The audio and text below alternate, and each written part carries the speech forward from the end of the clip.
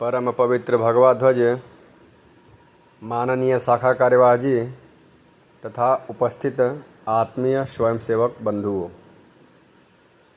आज हम सभी यहाँ पर गुरु पूर्णिमा उत्सव निमित्त एकत्रित हुए हैं। वैसे तो अपने भारत देश में रोज़ एक न एक उत्सव है। अपने इस भारत देश को उत्सवों का देश कहा जाता है।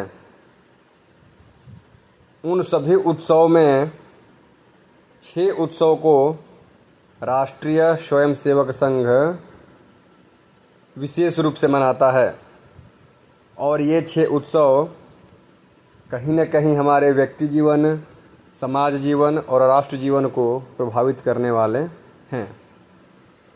ये 6 उत्सव हमारे जीवन मूल्य, हमारी संस्कृति को दर्शाने वाली है।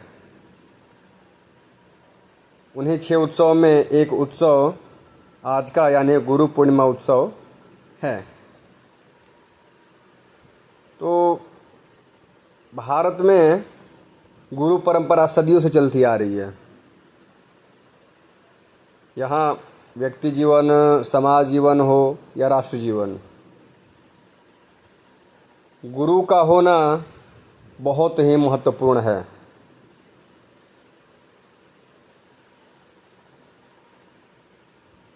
हम वंदना करते हैं गुरु ब्रह्मा, गुरु विष्णु, गुरु देवो महेश्वर, गुरु साक्षात परम ब्रह्मा तस्मै श्री गुरुवे नमः। तो कहते हैं गुरु ही ब्रह्मा है, विष्णु है, शिव है और तो और गुरु ही परम ब्रह्मा है। और वैसे गुरु को हम प्रणाम करते हैं, नमन करते हैं। कबीर दास जी ने तो गुरु को और भी श्रेष्ठ रूप में रखा है, दोहे के रूप में उन्होंने व्यक्त किया है। गुरु गोविंद दो खड़े काके लागू पाव, बलिहारी गुरु आपनो गोविंद दियो बताए। गुरु और भगवान दोनों सम्मुख खड़े हैं, दोनों साथ में खड़े हैं और उनमें से पहला प्रणाम हम किसको करें? तो गुरु को।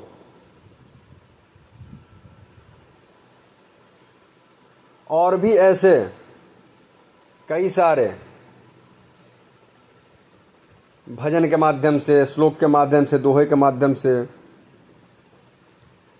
गुरु का जो वर्णन है वो बहुत ही श्रेष्ठ रूप में रखा गया है। हर एक के जीवन में गुरु का होना बहुत ही आवश्यक है और गुरु हुए भी हैं। अगर हम अपने मर्यादा पुरुषोत्तम श्री राम को देखें, उनके जीवन में गुरु का बहुत बड़ा योगदान रहा है। अगर राम मर्यादा पुरुषोत्तम श्री राम बने तो उनके पीछे गुरु वशिष्ठ और विश्वामित्र मुनि का योगदान रहा है। भगवान कृष्ण जिन्होंने 64 दिनों में 64 कलाएं अपने गुरु संदीपनी मुनि से सीखा। नचिकेता 6 वर्ष की अल्प आयु में जिसको ज्ञान प्राप्त हुआ, मृत्यु क्या है, मृत्यु के बाद आत्मा का क्या होता है, ये ज्ञान जिसको प्राप्त हुआ, जिस ज्ञान को देवता तक नहीं जान पाए थे, उस ज्ञान को इन्होंने यमराज को गुरु मान करके और यमराज से ज्ञान प्राप्त किया। अर्जुन जिनके गुरु द्रोणाचार्य थे,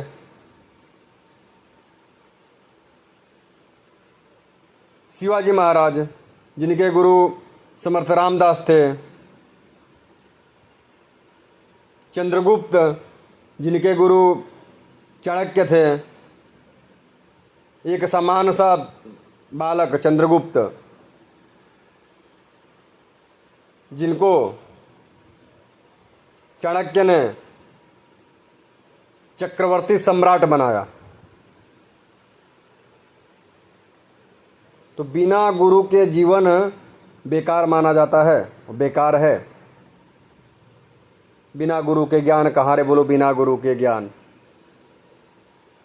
एक प्रसंग भी आता है, एक बार नारद जी विष्णु भगवान के यहाँ गए, विष्णु लोक में गए। वहाँ विष्णु भगवान की बहुत आदर सत्कार किया, खूब मान सम्मान दिया उनको। फिर वहाँ से जब नारद जी निकलने लगे तो वहाँ जैसे ही निकले बाहर, विष्णु भगवान ने लक्ष्मी माता से कहा कि जहाँ नारद जी बैठे थे उस जगह को गोबर से लीप दो, गाय के गोबर से साफ कर दो। नारद जी अभी दरवाजे के बाहर खड़े थे, उन्होंने ये बातें सुन ली, उनको अच्छा नहीं लगा। वो वापस आए अंदर। विष्णु भगवान से उन्होंने कहा कि प्रभु, जब मैं आया था तो आपने मेरी बड़ी आदर सत्कार किया, मान सम्मान दिया, पर मैं यहाँ से जैसे ही बाहर निकला तो आपने लक्ष्मी माता से कहा कि नारद जहाँ बैठे थे उस जगह गोबर से लिप दो। आखिर ऐसा क्यों प्रभु? विष्णु भगवान ने कहा कि आप जब मेरे यहाँ आए तो आप देव ऋषि हैं, आप देवताओं के ऋषि हैं, इसके लिए मैंने आपका मान सम्मान किया, पर आपके जीवन में कोई गुरु नहीं है, आप निगुरे हैं। निगुरे अर्थात ऐसा व्यक्ति जहाँ पे बैठ जाता है वो जगह गंदा हो जाता है, गंदा माना जाता है। तो इसके लिए मैंने लक्ष्मी जी को कहा कि उस जगह को गाय के गोबर से साफ कर दो। नारद जी ने कहा आपकी बात तो सही है प्रभु, मेरा तो कोई गुरु है नहीं, तो मैं किसको गुरु बनाऊं? अब आप ही बताइए मुझे। विष्णु भगवान ने कहा कि आप भूलोक पे जाइए, वहाँ पर जो पहला व्यक्ति आपको मिलेगा उससे आप गुरु मान लेना, वो आपका गुरु रहेगा। नारद जी वहाँ से विदा लिए, भूलोक पे आए। जैसे ही धरती पे उन्होंने पैर रखा, सामने से आता हुआ उन्हें एक मछुआरा दिखा जो कंधे पर जाल लटकाए मछली पकड़ने के लिए जा रहा था। नारद जी तुरंत वहाँ से निकले, वापस विष्णु भगवान के पास आए। कहा प्रभु, मैं जैसे ही गया धरती पे मुझे सामने से एक मछुआरा दिखा जो जाल लिए मछली पकड़ने जा रहा था, तो वो मेरा गुरु कैसे हो सकता है? विष्णु भगवान ने कहा कि अब मैंने तो आपको कहा है कि पहला व्यक्ति जो आपको मिलेगा वो आपका गुरु होगा, इस नाते वो आपका गुरु हुआ मछुआरा, और ये आपका प्रण है, आपको उसे गुरु मानना ही पड़ेगा। नारद जी फिर आए धरती पे, मछुआरे के पास गए। मछुआरे से कहा उन्होंने, आप मेरे गुरु बन जाओ। मछुआरे ने तो पहले आनाकानी की, मना किया। नारद जी जिद पे अड़ गए, नहीं, आप मेरे गुरु बन जाओ, मुझे अपना शिष्य बना लो, आप मेरे गुरु हो। काफ़ी देर बाद वो मछुआरा मान गया, ठीक है चलो कोई बात नहीं, मैं आपका गुरु बन गया। अब मुझे देरी हो रही है, मछली पकड़ने जाना है, मुझे जाने दो। नारद जी फिर वहाँ से निकले, विष्णु भगवान के पास आए। आते ही कहा प्रभु, वो मछुआरा तो मेरा गुरु बन गया, पर उसके पास ज्ञान है कहाँ कि वो मुझे ज्ञान देगा? उसको तो कुछ आता नहीं है। इतना सुनते ही विष्णु भगवान क्रोधित हो गए, गुस्से में आ गए कि नारद, तुमने जिसे गुरु माना, जिसे गुरु मनाया, उसकी निंदा करते हो, उसका अपमान करते हो। उसके पास ज्ञान नहीं है, उसको कुछ आता नहीं है। जाओ, मैं तुम्हें श्राप देता हूँ, तुम्हें 84 लाख योनियों में घूमना पड़ेगा। नारद जी परेशान हो गए, प्रभु गलती हो गई, माफ़ कर दीजिए, इस श्राप से मुक्ति दीजिए, छुटकारा दिलाइए, आगे से ध्यान रखूँगा, गुरु निंदा नहीं करूँगा। विष्णु भगवान ने कहा कि अभी इसका उपाय तो आपके गुरु ही बताएंगे, अब गुरु के पास जाओ। नारद जी दोबारा धरती पर आए, मछुआरे से मिले। मछुआरा देखते ही मन ही मन सोचा, फिर वापस आ गया। एक तो ऐसे ही देर हो चुकी है, अब और देर होगी। नारद जी ने कहा, गुरुवर समस्या में हूँ, श्राप मिला है, मुक्ति चाहिए, और सारी घटना उनको बताई। विष्णु भगवान ने कहा है 84 लाख योनियों में घूमना पड़ेगा और इसका उपाय अब आपको मुझे बताना पड़ेगा, आप मेरे गुरु हो। मछुआरे ने कुछ सोचा, फिर कहा कि आप अपने भगवान के पास जाना, उनसे कहना कि 84 लाख योनियों में घूमना पड़ेगा, तो 84 लाख योनि होता कैसा है मुझे देखना है। तो प्रभु आप एक तस्वीर बना दीजिए 84 लाख योनियों का, और जैसे ही वो 84 लाख योनियों का तस्वीर बनाएंगे, आप उस तस्वीर पे लेट करके घूम जाना, घूम लेना, लोटपोट हो जाना, और फिर खड़े होके कहना कि 84 लाख योनियों में घूम आया, घूम लिया। नारद जी वहाँ से निकले गए विष्णु भगवान के पास। वैसा ही कहा कि गुरु जी ने कहा है कि भगवान से कहना कि 84 लाख योनि देखने में कैसा होता है, एक बार देखो तो सही। तो प्रभु आप 84 योनियों का तस्वीर यहाँ बना दीजिए। विष्णु भगवान ने 84 लाख योनियों की तस्वीर बनाई और नारद जी लेट करके लोटपोट हो लिए और खड़े हो गए कि प्रभु 84 लाख योनियों में घूम लिया, अब तो श्राप से मुक्ति मिल गई ना। नारद जी मुस्कुराए और विष्णु भगवान मुस्कुराए और उन्होंने कहा कि देखा ना, उस गुरुदेव की वजह से आप श्राप से मुक्त हुए। तो गुरु की कभी निंदा नहीं करनी चाहिए और गुरु को कभी साधारण नहीं समझना चाहिए। गुरु के हाथ में प्रलय और निर्माण दोनों होता है, और जरूरी नहीं है कि गुरु लौकिक रूप में ही हो, गुरु दिखाई दे। एकलव्य का नाम हमने सुना है, इसने द्रोणाचार्य की मूर्ति बना करके, उस मिट्टी की मूर्ति को अपना गुरु मान करके और धनुर्विद्या प्राप्त की और श्रेष्ठ धनुर्धर बना, जिसकी ख्याति चारों ओर फैली। और जब द्रोणाचार्य की एकलव्य से मुलाकात होती है और द्रोणाचार्य ने इसकी धनुर्विद्या से प्रभावित होकर जब पूछते हैं कि भाई तुम्हारा गुरु कौन है, तो एकलव्य कहता है कि मेरे गुरु तो आप हो। द्रोणाचार्य कहते हैं मैंने तुम्हें शिक्षा दी नहीं। तो मूर्ति दिखाता है कि मैंने आपको गुरु मानकर आपकी मूर्ति बनाई और यह धनुर्विद्या प्राप्त की है। द्रोणाचार्य कहते हैं तो मुझे गुरु मान करके धनुर्विद्या प्राप्त किए हो, इस नाते मुझे गुरुदक्षिणा देनी पड़ेगी। एकलव्य कहता है मांगे गुरुदक्षिणा, मैं सहर्ष देने के लिए तैयार हूं। और तब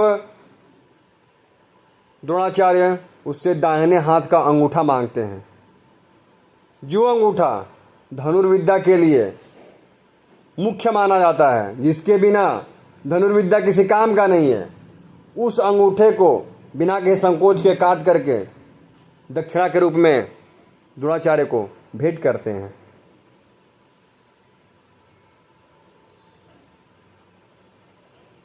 कृष्ण भगवान जिन्होंने संदीपनी मुनि से शिक्षा प्राप्त की, 64 कलाएं प्राप्त की, उस संदीपनी मुनि के पुत्र को मगरमच्छ ने निगल लिया था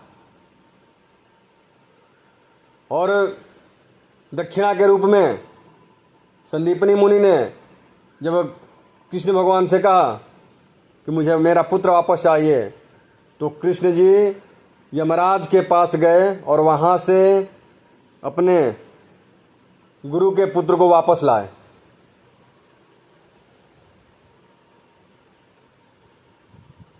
छत्रपति शिवाजी महाराज का प्रसंग हमें ध्यान में आता है कि एक बार समर्थ गुरु रामदास सभी शिष्यों के साथ वन में जा रहे होते हैं। अचानक रामदास के पेट में दर्द होता है, वो तड़पने लगते हैं। सभी शिष्य पूछते हैं, गुरुजी क्या हुआ, गुरुदेव क्या हुआ? तब वो कहते हैं कि मेरे पेट में भयानक पीड़ा हो रही है, दर्द हो रही है, लग रहा है मैं बच नहीं पाऊंगा।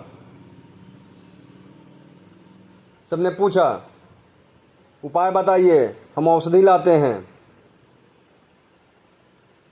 रामदास जी कहते हैं कि बाघिन का अगर दूध मिल जाए, ताज़ा दूध, तो उसके पीने से शायद मैं ठीक हो पाऊँ, दूसरी कोई उपाय नहीं है। बाघिन का दूध, इतना सुनते ही सभी शिष्य पीछे की तरफ हो लिए। अब बाघिन के पास कौन जाएगा दूध लाने के लिए, उसका दूध निकालने के लिए? और तब शिवाजी महाराज कहते हैं कि गुरु आप चिंता न करें, आप बस धैर्य रखें, मैं अभी गया और बाघिन का दूध लेकर के आ रहा हूँ। और वहाँ से कमंडल लिए और जाते हैं और बाघिन का दूध लेकर के आते हैं। ऐसे और भी कई सारे प्रसंग हमें ध्यान में आते हैं। विवेकानंद जी, जिन्होंने गुरु परमहंस से ज्ञान प्राप्त कर सनातन धर्म का, हिंदू संस्कृति का विश्व में डंका बजाया।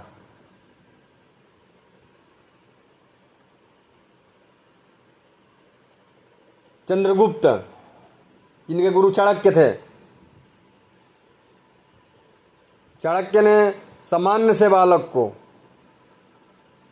चक्रवर्ती सम्राट बनाया।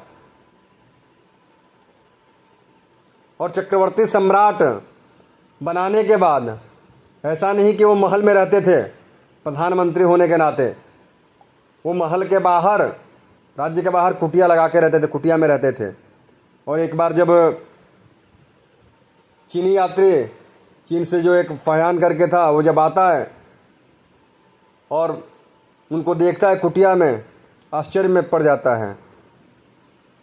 कितने बड़े राज्य के जो प्रधानमंत्री हैं, प्रधान सेवक हैं, वो कुटिया में रहते हैं। तो पूछते हैं चाणक्य से कि आप इस सामान्य से कुटिया में रहते हैं, हमें कुछ समझा नहीं। तो जो चाणक्य कहते हैं वो समझने लायक और चिंतन करने लायक है कि जिस देश का प्रधान सेवक या प्रधानमंत्री कुटिया में रहता है, उस देश की प्रजा महलों में, घरों में वास करती है। और जिस देश का प्रधान सेवक, प्रधानमंत्री महलों में रहता है, उस देश का प्रजा, उस देश की सामान्य जनता झोपड़ी में रहने को मजबूर होती है।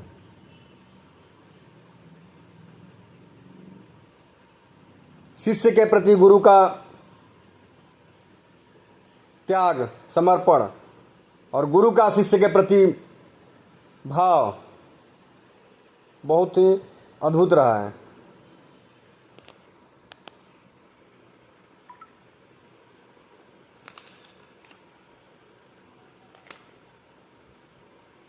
अब संघ में गुरु भगवध्वज को मानते हैं। तो भगवध्वज हमारा गुरु कैसे बना, क्यों बना? तो इसके पीछे जब हम ध्यान करते हैं, समझते हैं, तो अपने जो संघ के संस्थापक थे डॉक्टर हेडगेवार जी, वो भले दिखने में सामान्य से थे, उनकी पर्सनालिटी भी बिल्कुल सामान्य सी थी, पर वो दूरदृष्टा थे। बहुत सूक्ष्म अवलोकन करते हुए वो सोचते थे, चिंतन करते थे, मंथन करते थे। जो आज ये संघ वट वृक्ष के रूप में पूरे भारतवर्ष के साथ साथ पूरे विश्व में फैला हुआ है, इसको खड़ा करने से पहले, इसकी संस्थापना करने से पहले उन्होंने बहुत चिंतन किया, बहुत मंथन किया, बहुत बारीकी से सोचा, उसके बाद इस संगठन की स्थापना करी। तब के कालखंड को हम ध्यान करें तो सदियों से गुलामी, अत्याचार, आक्रमण, अपना समाज आत्मविस्मृत समाज, जिसको अपने समाज के प्रति, धर्म के प्रति, राष्ट्र के प्रति लोगों में चेतना ही नहीं।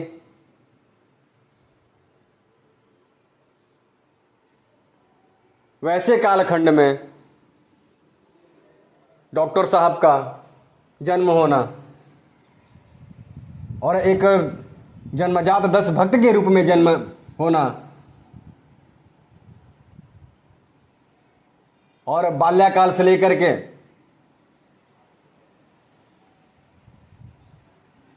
संघ स्थापना के समय तक बीच में उन्होंने जो कुछ भी देखा, समझा, किया,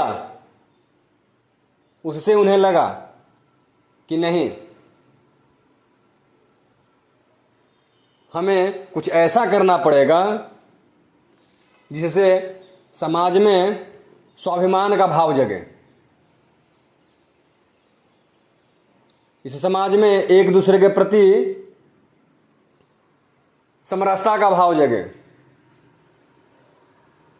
एक दूसरे में बंधुता का भाव जगे। नहीं तो ये मुट्ठी भर लोग आते रहेंगे और हमें हमारे ही साधनों के द्वारा गुलाम बनाते रहेंगे।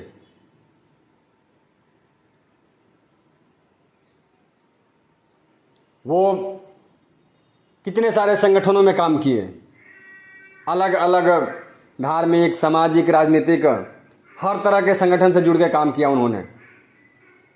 तब के जो समाज सुधारक थे, नेता थे, क्रांतिकारी थे, सबके साथ मिलकर के उन्होंने काम किया और उन्होंने ये देखा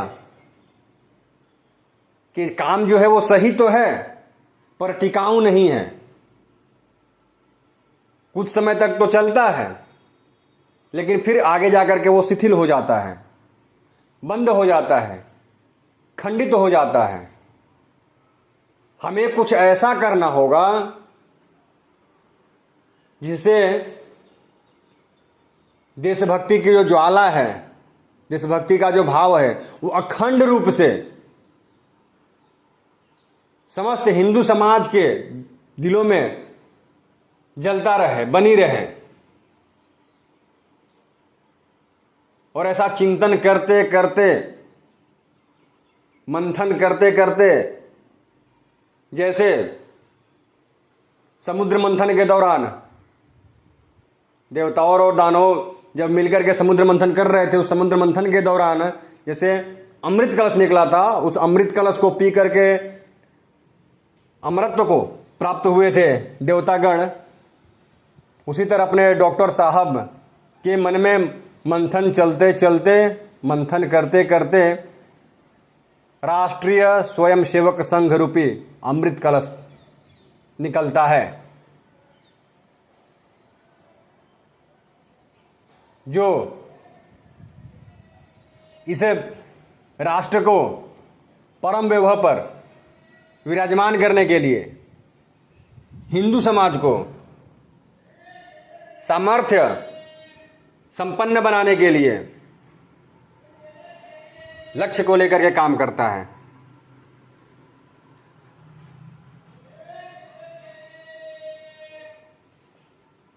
संघ स्थापना के समय 1925, उस समय गुरु पूजन का कोई योजना नहीं थी, कोई कार्यक्रम नहीं था। संघ की स्थापना हो गई, संघ का नामकरण भी बाद में हुआ।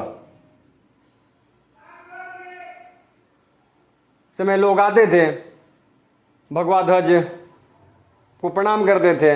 1 घंटे की जो उस समय व्यायाम होता था, जो अलग अलग कार्यक्रम होते थे वो करते थे, प्रार्थना करके वापस जाते थे।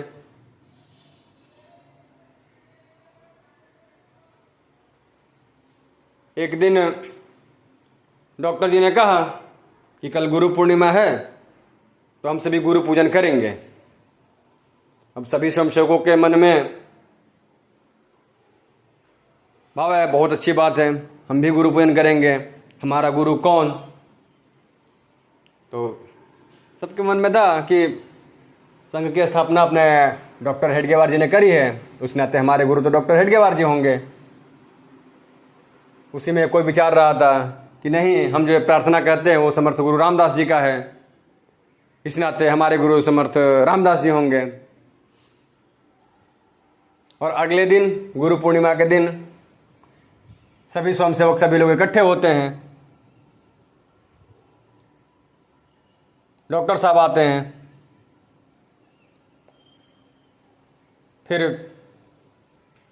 डॉक्टर जी कहते हैं कि आज से अपना गुरु यह परम पवित्र भगवा ध्वज है। हमें इस भगवा ध्वज को ही गुरु मान करके जो भी दक्षिणा है अर्पण करना चाहिए। सभी आश्चर्य, अवाक, किसी ने ऐसा कल्पना नहीं किया था। सबको तो लग रहा था, कुछ को लग रहा था कि डॉक्टर जी आएंगे, शुरू करेंगे कि मैं केशव बलिराम हेडगेवार राष्ट्रीय स्वयंसेवक संघ के संस्थापक के नाते गुरु के रूप में खुद को नियुक्त करता हूं। पर ऐसा तो कुछ हुआ नहीं। यह परम पवित्र हमारा भगवा ध्वज, जिसकी रोज हम प्रणाम करते हैं, जिसके सामने रोज हम प्रार्थना करते हैं, और उसके बाद डॉक्टर साहब बोलना शुरू करते हैं कि हमें किसी व्यक्ति को गुरु नहीं मानना चाहिए। व्यक्ति स्खलनशील होता है, व्यक्ति आज है कल नहीं, व्यक्ति बदल सकता है। उसमें दोष दुर्गुण आ सकते हैं, और अपना जो कार्य है, अपना जो लक्ष्य है,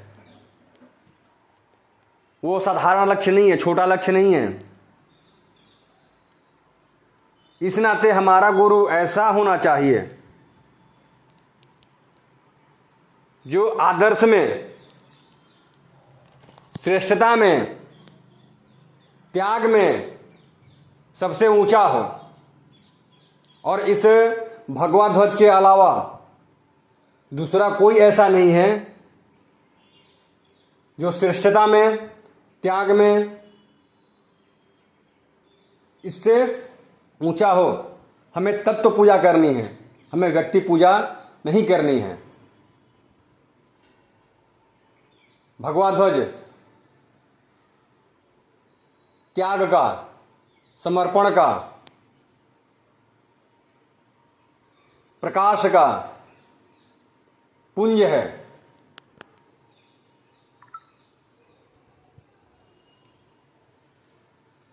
और हम देखते भी हैं तो भगवान राम के समय जो वानरी सेना थी, जब लंका पर चढ़ाई करने के लिए जा रहे थे, उस समय वानरी सेना के हाथ में भगवा ध्वज थी।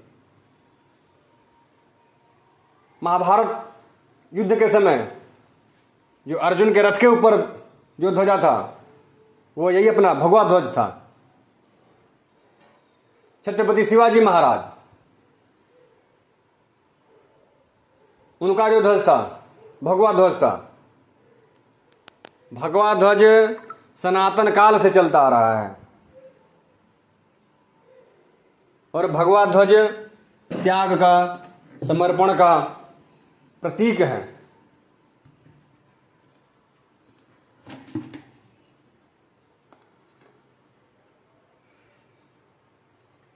इस नाते 1928 में पहला गुरु पूजन का कार्यक्रम हुआ। इसमें 84 रुपये कुछ पैसे गुरु दक्षिणा के रूप में, समर्पण के रूप में आया। तब से लेकर के आज तक हम भगवा ध्वज को गुरु मान करके समर्पण करते आ रहे हैं। और समर्पण कैसा? तो समर्पण ऐसा कि अगर हम दाहिने हाथ से समर्पण करते हैं तो बाएं हाथ को भी पता न चलने, शुद्ध भाव से हमने कुछ किया या हमने कुछ दिया, ऐसा भाव मन में आना नहीं चाहिए।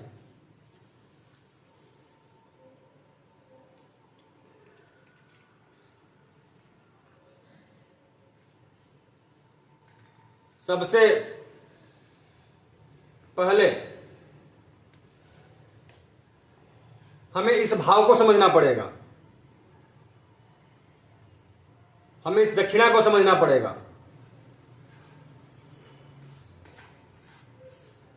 कि दक्षिणा है क्या, समर्पण है क्या।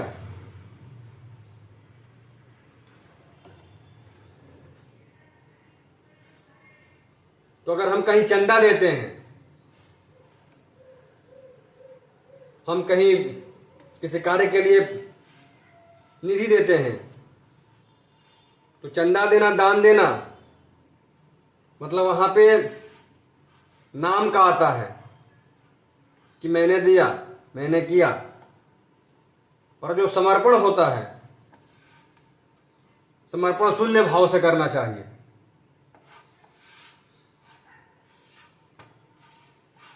यह मेरा था, मेरा है और मैं अपने आप को दे रहा हूं,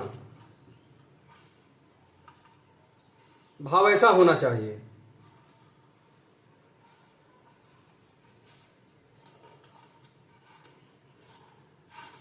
हमें समर्पण करना है तो सबसे पहला समर्पण जो है वो हम अहंकार का करें, स्वार्थ का करें।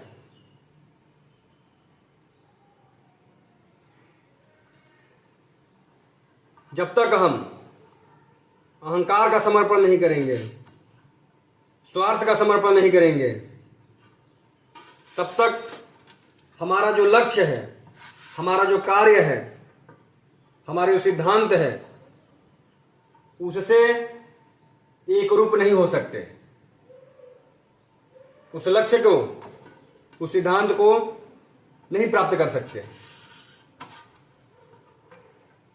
तो हमें अगर समर्पण करना है तो इसे परम पवित्र भगवा ध्वज, जो कि जैसे अग्नि की लपटें प्रज्वलित होती है, जैसे अग्नि में सब कुछ जलकर खाक हो जाता है, उसी तरह हम अपने अहंकार को, अपने स्वार्थ को, अपनी इच्छा को समर्पण करें इस भगवा ध्वज के सामने, इस अपने गुरु के सामने।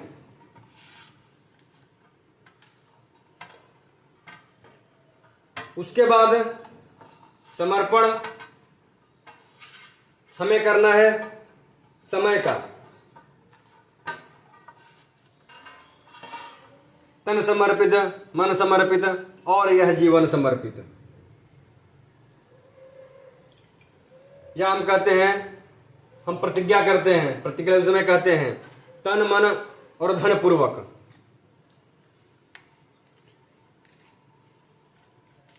तो तन पहले है, मन पहले है, और जो सबसे तुच्छ चीजें हैं, धन, वो सबसे अंत में आता है। तो हमें पहले समय का समर्पण करना है।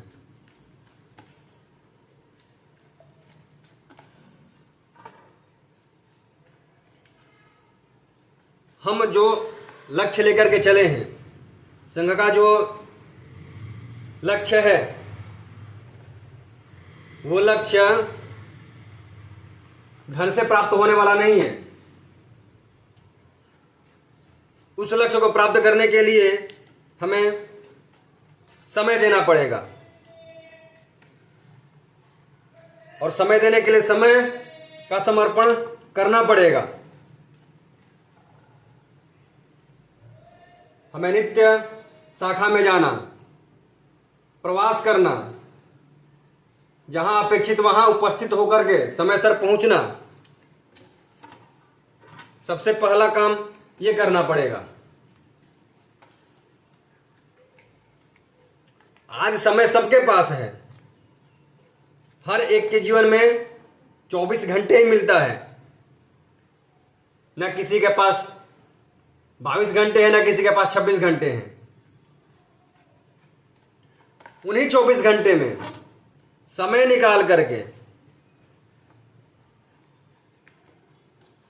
पारिवारिक जीवन, व्यवसायिक जीवन के साथ साथ संघ कार्य के लिए समय देना चाहिए और समय का समर्पण करना चाहिए।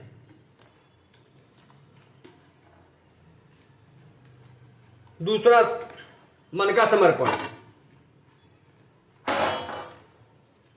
जब तक हम मन का समर्पण नहीं करेंगे तो फिर समय का समर्पण करने के बाद भी कोई मतलब नहीं रहेगा।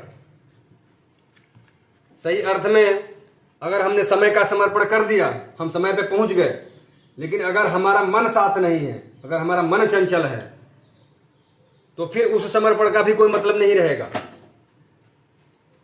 हमें मन को एकाग्र करना है, मन का समर्पण करना है कि हमारा जो लक्ष्य है उस लक्ष्य के प्रति हमें श्रद्धा होनी चाहिए, हमें विश्वास होना चाहिए।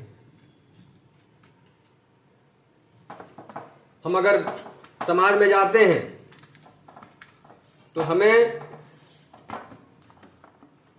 समाज में दृढ़ विश्वास के साथ अपनी बात को रखना है। हम जाते हैं तो मन के साथ जाना है। ऐसा नहीं कि किसी ने कहा हमें जाना है इस गांव में प्रवास में तो हम चले गए, अनमाने ढंग से चले गए, बिना मन के चले गए। शाखा में आते हैं तो किसी ने कहा तो आ गए, जाना है तो आ गए। नहीं, हमें मन से जाना है। तो दूसरा समर्पण जो है वो मन का समर्पण है। और जो सबसे अंत में आता है वो है धन का समर्पण। तो धन का समर्पण क्यों? तो स्वाभाविक है, अपना जो कार्य है या कोई भी कार्य हो वो बिना भौतिकता के नहीं हो सकता है। हमें कुछ ना कुछ जरूरत पड़ेगी और उन जरूरतों को पूरा करने के लिए धन की आवश्यकता पड़ेगी। और ये संगठन अपना है और ये पारिवारिक संगठन है, अपना संगठन है। तो हमें स्वावलंबी बनना पड़ेगा, हमें स्वावलंबी होना चाहिए। हमें किसी के आगे हाथ फैला करके और अपनी जरूरतों को पूरा नहीं करनी है। इस नाते हमें धन का समर्पण करना है और करना चाहिए।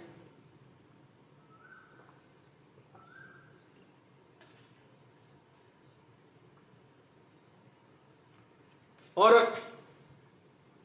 धन का समर्पण करते समय भी मन में ऐसा ख्याल नहीं आना चाहिए कि हमने इतना समर्पण किया, हमने ये किया, या मन में ये संकोच भी नहीं आना चाहिए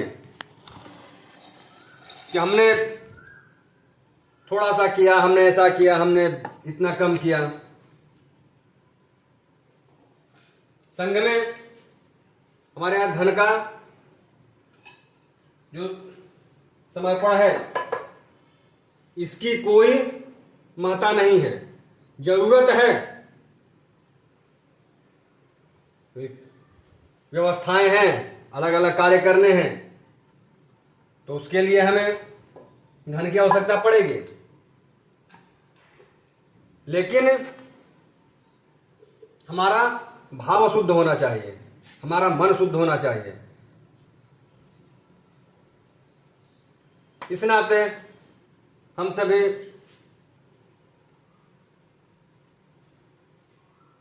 इस परम पवित्र भगवा ध्वज को गुरु मान करके आज के दिन, गुरु पूर्णिमा के दिन, गुरु पूजन कार्यक्रम करते हैं, समर्पण करते हैं।